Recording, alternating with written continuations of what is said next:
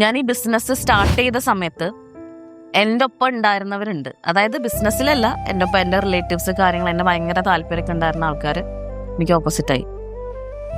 ആ സമയത്ത് എന്നെ കൈ പിടിച്ചിട്ട് ഒക്കെ നല്ല ധൈര്യം തന്നത് എൻ്റെ അമ്മയും എൻ്റെ അനിയത്തിമാരുമാണ്.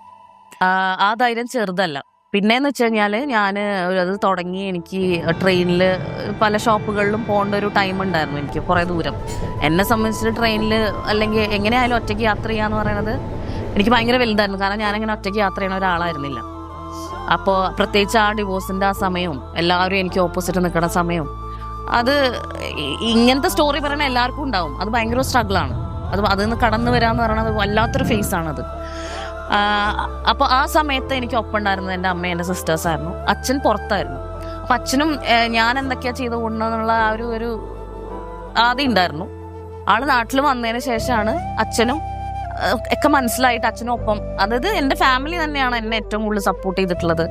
ഫാമിലിയും കുറച്ച് കസിൻസും ഒക്കെ ഉണ്ട്.